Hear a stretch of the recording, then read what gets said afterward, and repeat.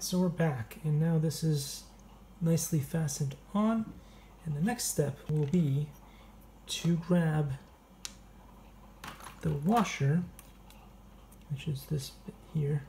There's two of these. One goes on top of there, then we're going to grab this that goes on top of the motor, and as you can see here, it has this square, and then it has sort of a hex shape. We want the square to match the motor and go on there.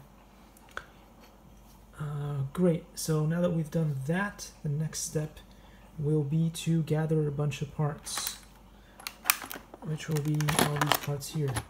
The other washer I was talking about, some smaller washers, some nuts or bolts, and these screws here. Alright, so once we have all of those, we're ready for the next step. See you in the next video.